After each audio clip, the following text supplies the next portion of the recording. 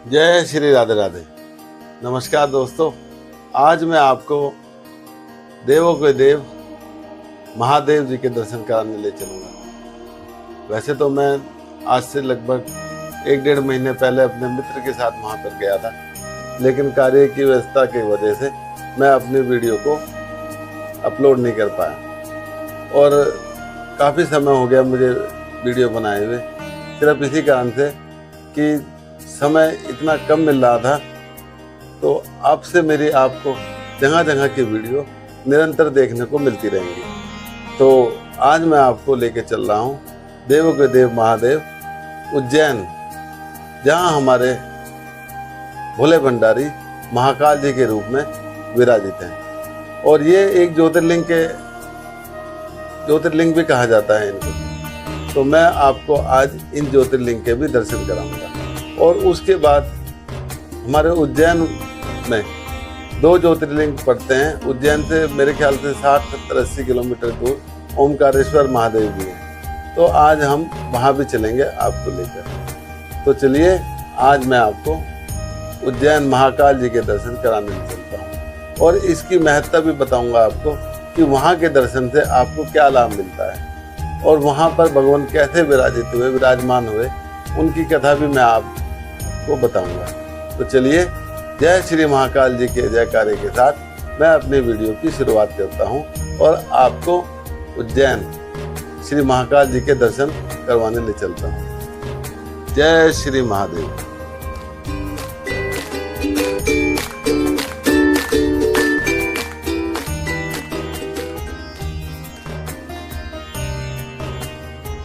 तो इस तरह हमने अपनी यात्रा की शुरुआत भारतीय रेल से करी और हम भी अपना सामान लेकर रेलवे स्टेशन पर पहुंच गए। और ये देखिए हमारे हरिद्वार का रेलवे स्टेशन, इसके द्वारा ही हम उज्जैन महाकाल जी के दर्शन के लिए गए। तो चलिए, आप भी हमारे साथ भारतीय रेल में बैठकर उज्जैन महाकाल जी के पास चलें। और उज्जैन पहुंचते ही हमारे दर्शन सबसे पहले शिप्रा नदी के हुए। वैसे तो हमारे देश में नदियों का इतिहास काफ़ी पुराना रहा है। समय ने जैसे जैसे करवटें बदली, ना जाने कितनी चीज़ें बदलती चली गई, लेकिन नदियों ने ना तो अपनी दिशा बदली और ना ही कभी बदलेंगी। हमेशा से एक ही दिशा में बहने वाली नदियाँ हम सभी को सदियों से अपने जल से लाभ पहुँचाती आ रही हैं। भारत की सबसे प्रमुख नदियों में से एक है हमारी ये शिप्रा नदी, जिसे इस समय आप देख रहे हैं। और शिप्रा नदी को मालवा की गंगा के रूप में भी जाना जाता है। पुराणों में ऐसा उल्लेख है कि शिप्रा नदी का स्मरण करने मात्र से ही मनुष्य के सारे संचित पाप नष्ट हो जाते हैं और उसे मोक्ष की प्राप्ति होती है। और हम सुबह ही तैयार होकर, ये मेरा मित्र राम सेवक और उसका परिवार और मैं और मेरा परिवार, हम बाबा के दर्शन के लिए निकल पड़े। शिप्रा नदी के किनारे किनारे से होता हुआ रास्ता हमें बाबा के द्वार तक ले जाएगा। और ये देखिए, इतनी सुंदर नगरी, मतलब जब हम अपने धर्मशाला से निकले तो उसके बाद हम जैसे जैसे रोड पर चलते चले गए, मानो एक अलग ही ऑरा हमारे महादेव का था। एक रोंगटे खड़े कर देने वाला एहसास जो हमें वहाँ पर चलते चलते लगा। जगह जगह मंदिर, जगह जगह पिंडियाँ भगवान की, इस तरह की वहाँ का जो वातावरण था कि हर जगह मानो ऐसा लग रहा हो कि जय श्री महाकाल, जय श्री महाकाल, जय श्री महादेव, ऐसा ही हमें सुनने को मिला। तो जब भी कभी आप उज्जैन महादेव की नगरी में आएंगे तो आप देखना कि आपको कितना अलग एक एहसास होगा यहाँ पर आने का। तो चलते चलते मैं अब आपको महादेव के बारे में, कि महादेव यहाँ पर किस तरह प्रकट हुए, उसके बारे में भी बताऊंगा। तो चलिए, अब महादेव के बारे में मैं आपको बताता हूँ कि वहाँ महादेव किस तरह प्रकट हुए। और सबसे पहले आप ये जानिए कि महाकालेश्वर मंदिर भारत में 12 प्रसिद्ध ज्योतिर्लिंगों में से एक है और महाकालेश्वर मंदिर की महिमा का विभिन्न पुराणों में वर्णन किया गया है।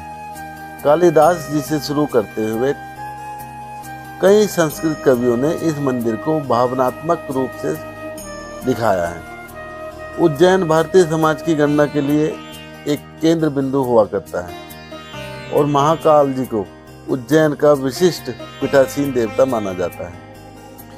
समय के देवता शिव अपने सभी वैभव में उज्जैन में शाश्वत शासन करते हैं। महाकालेश्वर का मंदिर, इसका शिखर आसमान में चढ़ता है। आकाश के खिलाफ एक भव्य अग्रभाग अपनी भव्यता के साथ आदिकालीन विस्मय और श्रद्धा को उजागर करता है और महाकाल शहर उसके लोगों के जीवन पर हावी है। यहाँ तक कि आधुनिक व्यवस्थाओं के व्यस्त दिनचर्या के बीच में भी पिछली परंपराओं के साथ एक अटूट लिंक प्रदान करता है। भारत के 12 ज्योतिर्लिंगों में से महाकाल में लिंगम स्वयं से पैदा हुआ है, यानी स्वयंभू शिवलिंग है। स्वयं के भीतर से शक्ति को प्राप्त करने के लिए ये माना जाता है। अन्य छवियों और लिंगों के खिलाफ जो औपचारिक रूप से स्थापित है और मंत्र के साथ निवेश किए जाते हैं, शक्ति महाकालेश्वर जी की मूर्ति दक्षिणामुखी होने के कारण दक्षिण मूर्ति मानी जाती है। यह एक अनोखा और एक अनूठी विशेषता है जिसे तांत्रिक परंपरा द्वारा केवल 12 ज्योतिर्लिंगों में से महाकालेश्वर में ही पाया जाता है, यानी कि यहाँ पर हमारी तांत्रिक विद्या भी होती है। महाकाल मंदिर के ऊपर गर्भगृह में ओमकारेश्वर जी की शिव की मूर्ति प्रतिष्ठित है और गर्भगृह के पश्चिम, उत्तर और पूर्व में गणेश जी, पार्वती माता जी और कार्तिकेय चित्र स्थापित है। दक्षिण में नदी की प्रतिमा है और तीसरी मंजिल पर नागचंद्रेश्वर की मूर्ति केवल नाग पंचमी के दिन ही दर्शन के लिए खुली होती है और महाशिवरात्रि के दिन मंदिर के पास एक विशाल मेला लगता है और रात में पूजा होती है। ये तो मंदिर के आसपास की चीज़ों के बारे में बताया कि वहाँ पर किस किस चीज़ के मंदिर हैं। उसके बाद मैं आगे आपको इसकी और कथा बताऊंगा। इसके साथ साथ हम ये संदीपानी मंदिर भी गए, वो भी बहुत सुंदर मंदिर था और यहाँ पर आपको कछुए भी दिखाई देंगे कि देखना कितने बड़े बड़े कछुए आपको यहाँ तालाब में देखने को मिलेंगे।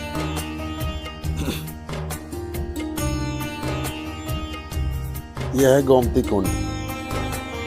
इसी गोमती कुंड में आपको कछुए दिखाई देंगे। देखना कितनी अच्छी तरह से कछुए यहाँ पर खेलते हुए आपको दिखाई देंगे। मैंने ऊपर से कोशिश करी है जूम करके दिखाने की। यदि आपको दिखाई दे जाए तो मुझे ज़रूर बताना कमेंट करके कि आपको कुछ दिखाई दिया।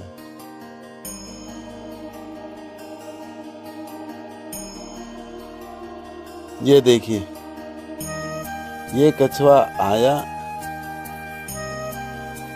और बगले भी बैठे हुए हैं साथ में और ये एक सीढ़ी पर चढ़कर बैठ गए।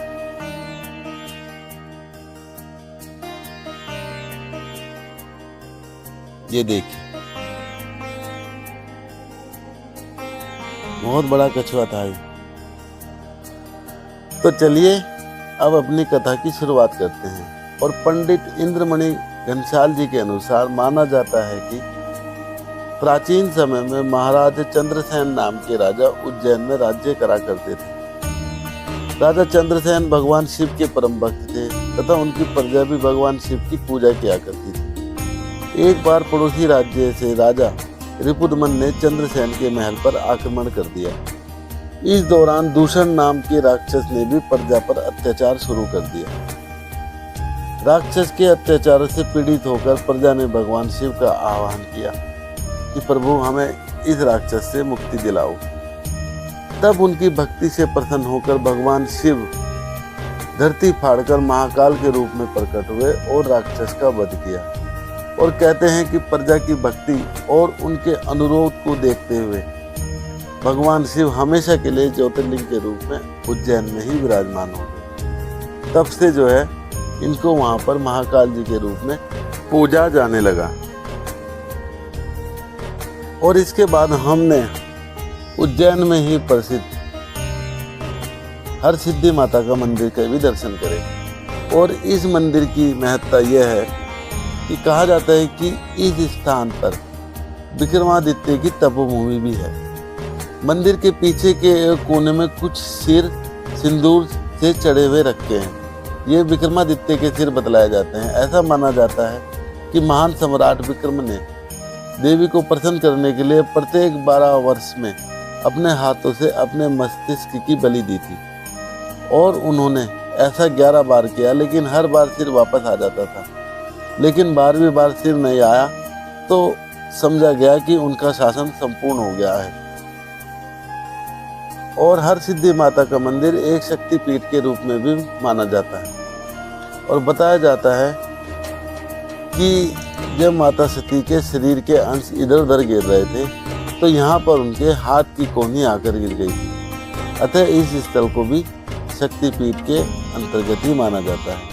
इसे देवी मंदिर के पुराणों में भी वर्णन मिलता है इस बात का। और अब आप जो ये 2 बुझ देख रहे हैं, इसमें जो पुजारी इन दियों को जलाता है, आप देख सकते हैं कि कितनी मेहनत और कितने सावधानी से ये दीपक जलाने पड़ते हैं। और जब ये दीपक संपूर्ण रूप से जल जाएंगे तब आप इनके दिव्य दर्शन करना। और कुछ ही देर में मैं आपको इन दोनों मूर्ति के दिव्य दर्शन कराऊंगा। और ये देखिए हमारा परिवार बाहर खड़ा होकर यहाँ के दर्शन कर रहा है। ये देखिए कितना सुंदर नज़ारा और कितना ही अद्भुत नज़ारा देखने को मिल रहा है। जिस समय आप स्पष्ट वहाँ से इनके दर्शन करेंगे तो आपको लगेगा कि मानो हम किस चीज़ के दर्शन कर रहे हैं। और इसके बाद हम उज्जैन कॉरिडोर के दर्शन करने के लिए निकल पड़े, जो कि शाम को देखने में बहुत ही मनोरम दृश्य वहाँ देखने को मिलता है, क्योंकि वहाँ पर शाम को ही लाइट का भी प्रदर्शन होता है, जिसमें बहुत ही अद्भुत रूप भगवानों का आपको देखने को मिलेगा। और जय श्री महाकाल जी के साथ आप भी इन मूर्तियों का दर्शन करें।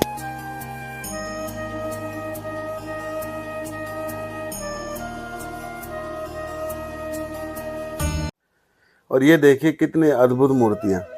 वैसे तो इस कॉरिडोर में बहुत सारी मूर्तियाँ थी, लेकिन सारी मूर्तियों को मैं आपको दिखाता तो उसमें वीडियो बहुत ज़्यादा लंबी हो जाती है। हालांकि वीडियो पहले से ही काफ़ी लंबी बन गई है इस बार, क्योंकि मैं आपको भी ओमकारेश्वर जी के भी दर्शन कराऊंगा और साथ में ही ममलेश्वर महादेव के भी आपको दर्शन कराऊंगा।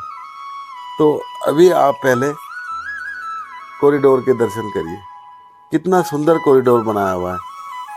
ये देखिए जगह जगह बड़ी बड़ी मूर्तियाँ भगवानों की, हमारे इष्ट देव की।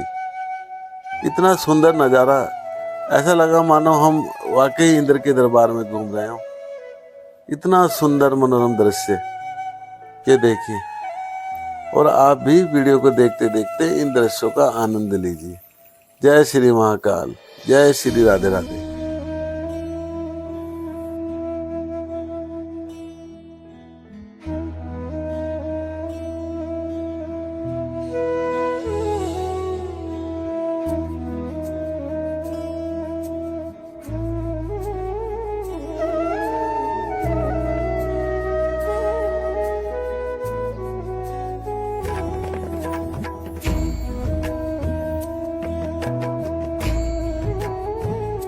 और इस तरह हम इन नज़ारों का आनंद लेते हुए कॉरिडोर से थोड़ी देर में बाहर निकल गए।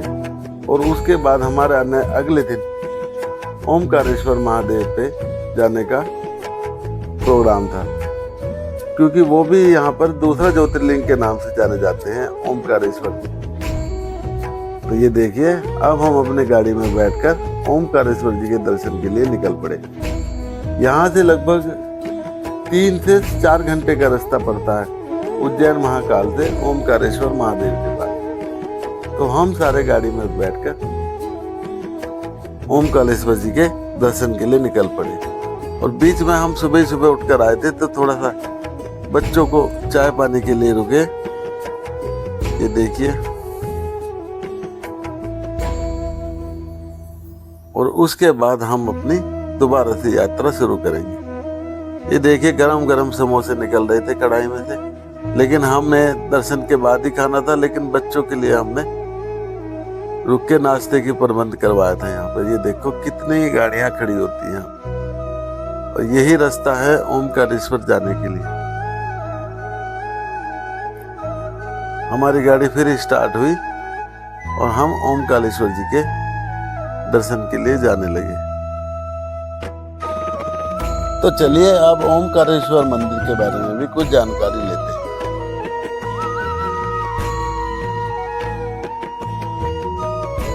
यह मंदिर नर्मदा नदी के बीच मंदांता या शिवपुरी नामक द्वीप पर स्थित है।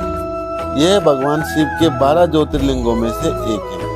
सदियों पहले भील जनजाति ने इस जगह पर लोगों की बस्तियां बसाई और अब यह जगह अपनी भव्यता और इतिहास से प्रसिद्ध है। यहाँ के मोराटक्का गांव से लगभग 12 किलोमीटर दूर बसा है। यह द्वीप हिंदू पवित्र चिन्ह ओम के आकार में बना है। यहाँ 2 मंदिर स्थित हैं, ओमकारेश्वर और ममलेश्वर। ओमकारेश्वर का निर्माण नर्मदा नदी से स्वतः से ही हुआ है। यह नदी भारत की पवित्रतम नदियों में से एक है और अब इस पर विश्व का सर्वाधिक बड़ा बांध परियोजना का निर्माण हो रहा है। और ये देखिए ओमकारेश्वर के तरफ जाने का रास्ता। और ओमकारेश्वर आप जो है बोट के द्वारा भी जा सकते हैं और आप सीढ़ियों के रास्ते से भी जा सकते हैं। यह भी आपको सहूलियत लगे आप उस तरह वहां पर पहुंच सकते हैं। और जिस ओंकार शब्द का उच्चारण सर्वप्रथम सृष्टिकर्ता विधाता के मुख से हुआ, वेद का पाठ इसके उच्चारण के बिना होता ही नहीं है। इस ओंकार का भौतिक विग्रह ओंकार क्षेत्र है। इसमें 68 तीर्थ हैं। यहाँ 33 कोटि देवता परिवार सहित निवास करते हैं तथा जो 2 ज्योतिर्स्वरूप लिंगों सहित 108 प्रभावशाली शिवलिंग है। मध्य प्रदेश में देश के प्रसिद्ध 12 ज्योतिर्लिंगों में से 2 ज्योतिर्लिंग विराजमान है। एक उज्जैन में महाकाल जी के रूप में और दूसरा ओमकारेश्वर ममलेश्वर के रूप में विराजमान है। तो चलिए बहुत ही जल्द हम उनके भी दर्शन करेंगे। और ओमकारेश्वर के बारे में बताते हैं कि यहाँ की जो एक कथा का वर्णन हो रखा है। राजा मंदाता ने यहाँ नर्मदा किनारे इस पर्वत पर घोर तपस्या कर भगवान शिव को प्रसन्न किया। और जब भगवान शिव ने राजा मंदाता को दर्शन दिए तो उन्होंने शिव जी से ये कहा कि आप यहीं पर निवास करें। तो उन्होंने यहाँ पर निवास करने का वरदान उनसे मांग लिया।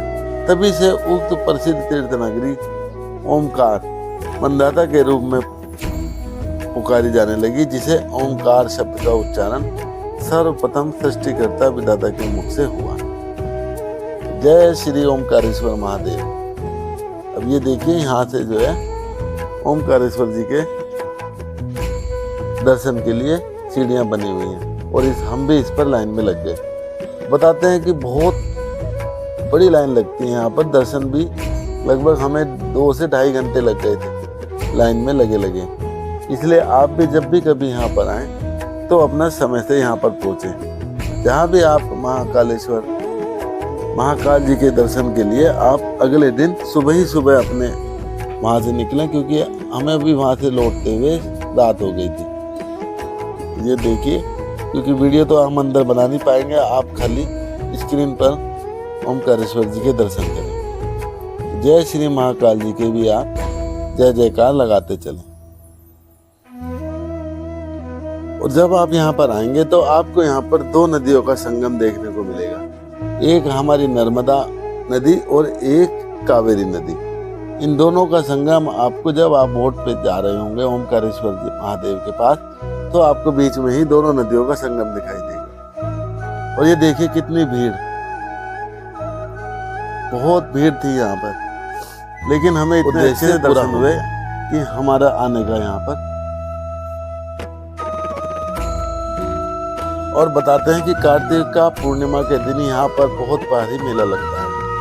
यहाँ के लोग भगवान शिव जी को चने की दाल चढ़ाते हैं। रात्रि को शिव की आरती का कार्यक्रम बड़ी भव्यता के साथ होता है और तीर्थ यात्रियों को इसके दर्शन अवश्य करने चाहिए। इस ओमकारेश्वर ज्योतिर्लिंग के 2 स्वरूप हैं। एक को ममलेश्वर के नाम से जाना जाता है, जो अभी हम इसके बाद जाएंगे। यह नर्मदा के दक्षिण तट पर ओमकारेश्वर से थोड़ी दूर हटकर है। पृथक होते हुए भी दोनों की गणना एक ही में की जाती है। मतलब जो हमारे ममलेश्वर महादेव और ओमकारेश्वर महादेव हैं, ये इन्हीं का एक हिस्सा है जो इनसे पृथक होकर दूसरी तरफ विस्थापित हो गया था। लिंग के दो स्वरूप होने की कथा पुराणों में इस प्रकार दी गई है कि एक बार विंध्य पर्वत ने पार्थिव अर्चना के साथ भगवान शिव की 6 मास तक कठिन उपासना की। उनकी इस उपासना से प्रसन्न होकर भूत भावन शंकर जी वहां पर प्रकट हुए। उन्होंने विंध्य को उनके मनोवांछित वर प्रदान किए। विंध्याचल की इस वर प्राप्ति के अवसर पर वहां बहुत से ऋषिगण और मुनि भी पधारे। उनकी प्रार्थना पर शिवजी ने अपने ओमकारेश्वर नामक लिंग के 2 भाग किए। एक का नाम ओमकारेश्वर और दूसरे का अमलेश्वर पड़ा। दोनों लिंगों का स्थान और मंदिर पृथक होते हुए भी दोनों की सत्ता और स्वरूप एक ही माना जाता है। और शिव महापुराण में भी इस ज्योतिर्लिंग की महिमा का विस्तार से वर्णन किया हुआ है। और ये देखिए सामने जो मैं आपको दिखा रहा हूँ वो ममलेश्वर महादेव का मंदिर है। और प्रत्येक मनुष्य को इस क्षेत्र की यात्रा अवश्य ही करनी चाहिए, क्योंकि आपको महाकाल जी के साथ ओमकारेश्वर जी के भी 2 ज्योतिर्लिंगों के इकट्ठे दर्शन होंगे। तो मेरा आपसे निवेदन है कि आप जब भी महाकाल जी जाएं, ओमकारेश्वर जी के भी दर्शन जरूर करें।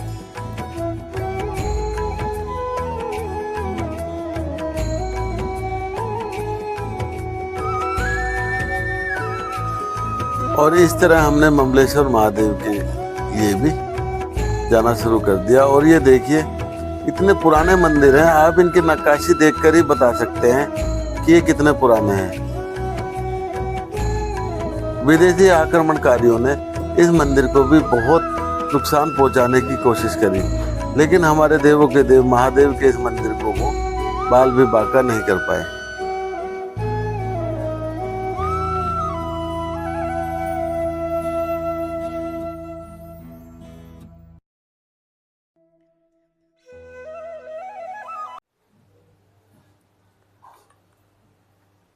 और इस तरह महादेव ने हमारी यात्रा को संपूर्ण करवाया।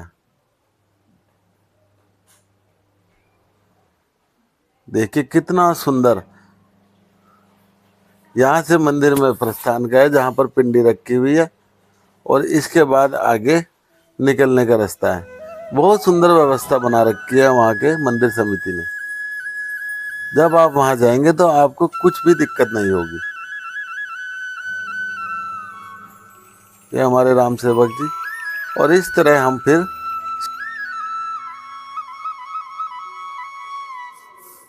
हमारी यात्रा संपूर्ण हुई और हम वापसी के लिए अपनी गाड़ी में बैठ गए। आते हुए हमें वैसे बहुत संघर्षों का सामना करना पड़ा। हमारी रेल की टिकट भी कैंसिल हो गई, लेकिन फिर भी महादेव ने हमें कोई दिक्कत नहीं आने दी। और इस तरह ही हंसते खेलते हम सब अपने घर की तरफ वापसी हो गए। आपको मेरी ये वीडियो कैसी लगी प्लीज़ कमेंट कर ज़रूर बताना, और आने वाली वीडियो मेरी आप ज़रूर देखना। और इसी तरह मैं अब आपको नियमित रूप से अपनी वीडियो के दर्शन कराता रहूँगा। और ये देखिए ओमकारेश्वर से महाकाल जी के द्वार बना रखा है इन्होंने, कितना सुंदर द्वार है। अब हम अपनी बस में बैठकर अपने हरिद्वार के लिए रवाना हो गए। जय श्री महाकाल और जय श्री राधे राधे के साथ हमने अपनी यात्रा संपूर्ण करी।